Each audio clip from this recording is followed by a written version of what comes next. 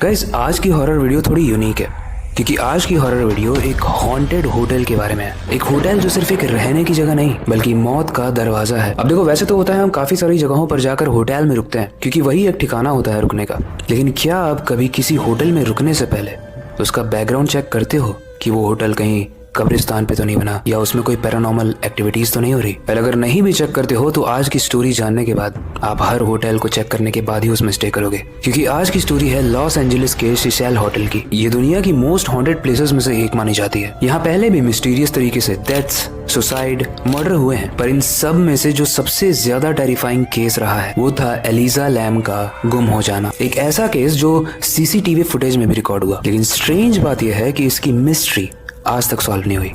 लेकिन वो मिस्ट्री है क्या और क्यों ये केस इतना ज्यादा स्पेशल है और हॉन्टेड है, वही जानेंगे इस स्टोरी।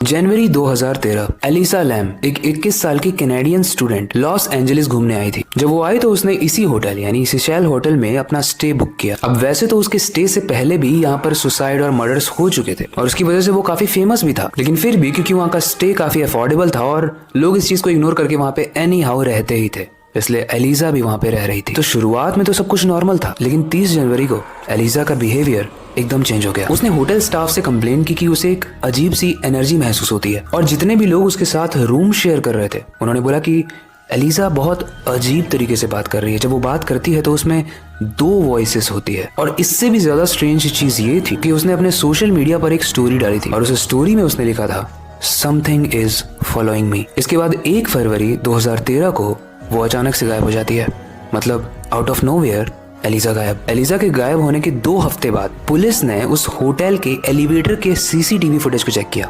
एलिवेटर यानी लिफ्ट, और पुलिस ने उस फुटेज में जो देखा वो देखने के बाद पूरी दुनिया शॉक हो गई। सीन कुछ ऐसा है कि एलिजा एलिवेटर के अंदर तो घुस रही है लेकिन एलिवेटर का डोर बंद नहीं हो रहा है। थोड़ी देर में वो बाहर झांकती है जैसे उसका कोई पीछा कर रहा हो। उसके हाथ हवा में अजीब तरीके से हिल रहे हैं जैसे वो किसी से बात कर रही हो, बट सीसीटीवी फुटेज में कोई भी नहीं था। और इसी के कुछ देर के बाद वो हवा में कुछ लिखने की कोशिश करती है, फिर वहां से चली जाती है और एलिवेटर का डोर खुद ब खुद बंद हो जाता है। ये लास्ट फुटेज थी जो एलिसा की रिकॉर्ड हुई थी। गाइस, एलिसा के गायब होने के 2 हफ्ते तक उसका कोई पता नहीं चला, लेकिन 14 फरवरी को सिसेल होटल में स्टे कर रहे कुछ गेस्ट्स ने कंप्लेन किया। उन्होंने कंप्लेन किया कि पानी का टेस्ट बहुत अजीब आ रहा है और पानी में प्रेशर भी कम है। ये कंप्लेन सुनने के बाद जब होटल स्टाफ ऊपर टंकी में जाकर पानी को चेक करता है तो अंदर जो मिलता है उसे देखने के बाद सब कोई शॉक हो जाता है। एलिसा लैम की लाश एक टंकी के अंदर तैर रही थी पानी में। टैंक का ढक्कन अंदर से बंद था, मतलब कोई भी बाहर से उसे नहीं खोल सकता था। उसकी बॉडी पूरी तरीके से नंगी थी लेकिन किसी भी तरीके के स्ट्रगल वाले मार्क्स नहीं थे। तो क्या ये सुसाइड था? देखो, सीसीटीवी में तो किसी और के होने का प्रूफ नहीं मिला, तो फिर क्वेश्चन ये उठता है कि वो एलिवेटर में किससे बात कर रही थी। इसके बाद कोई सॉलिड आउटपुट तो नहीं आया, लेकिन इस चीज ने पूरी दुनिया को एक डिस्कशन में धकेल दिया। कुछ लोग इसका साइंटिफिक रीजन देते हैं, उसे मेंटल डिसऑर्डर बताते हैं और कुछ लोग इसे सुपर नेचुरल तरीके का डेथ मानते हैं। एक थ्योरी के अकॉर्डिंग कुछ लोगों ने कहा कि एलिजा बाइपोलर डिसऑर्डर से सफर कर रही थी और उसके हेल्यूसिनेशंस की वजह से शायद उसने सुसाइड कर लिया। लेकिन सवाल यहाँ पर ये उठता है कि एलिवेटर में जो उसका अजीब बिहेवियर था वो क्या था, और वाटर टैंक का ढक्कन जो अंदर से बंद था वो क्या था? वो हवा में हाथ क्यों हिला रही थी? ये सारे क्वेश्चंस का जवाब लोगों की पहली लॉजिकल साइंटिफिक थ्योरी आंसर नहीं दे पाई। वहीं सेकंड थ्योरी ये बताती है कि सेशल होटल में पहले भी बहुत सारी डेथ्स और सुसाइड्स हो चुके हैं। जैसे 1964 में एक औरत का मर्डर हुआ था जिसका किलर कभी भी नहीं मिला, और 1985 में एक बहुत ही फेमस सीरियल किलर रिचर्ड यहाँ स्टे करता था। और तीसरा पॉइंट, लोगों ने अक्सर यहाँ पर किसी की प्रेजेंस महसूस की है। तो क्या हो सकता है एलिजा एक सुपर नेचुरल फोर्स के कॉन्टेक्ट में आई हो, या फिर हो सकता है वो सच में किसी बीमारी का शिकार हुई हो। लेकिन स्ट्रेंज चीज ये है गाइस कि आज भी अगर आप सिसेल होटल में जाओगे तो लोग ऐसा बताते हैं कि एलिवेटर के अंदर उन्हें किसी की प्रेजेंस फील होती है, और इसे आप इंटरनेट पर सर्च भी कर सकते हो।